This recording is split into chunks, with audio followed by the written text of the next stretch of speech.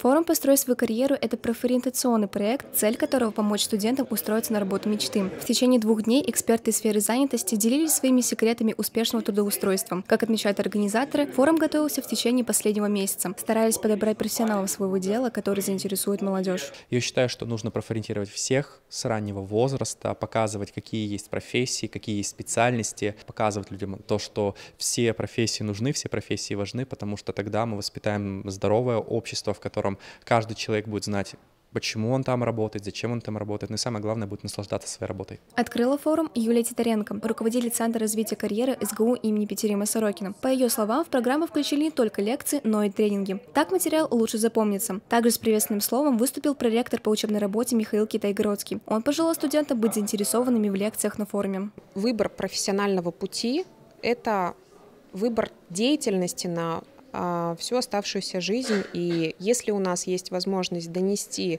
до студенческой молодежи, как это сделать правильно, да, может быть, рассказать интересные кейсы, то вот у нас сейчас есть такая удивительная возможность, которую мы хотели бы использовать.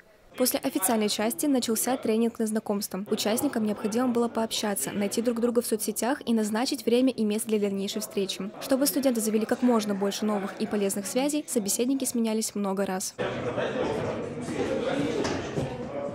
Далее участникам рассказали о сайтах для поиска работы, о формировании имиджа и видах занятости. Также на лекции рассмотрели трудовое законодательство. На практической части спикеры провели тренинги по собеседованию и самопрезентации. Новая информация, когда студент, особенно на последних курсах, он будет по-любому искать работу, и эта информация позволит ему отсеивать какие-то ненужные вакансии и пойти по своей желательной специальности.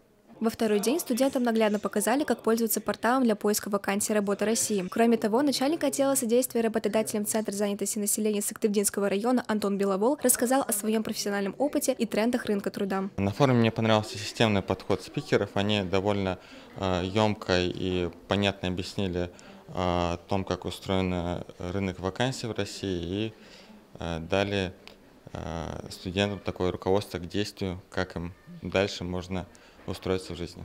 Всего в форуме поучаствовало более 70 студентов нашего университета. Если вы не смогли посетить лекции, в группе Центра развития карьеры во ВКонтакте вы всегда можете найти актуальные вакансии и полезную информацию. Софья Мальцева, Полина Холодова, учебное телевидение СГУ.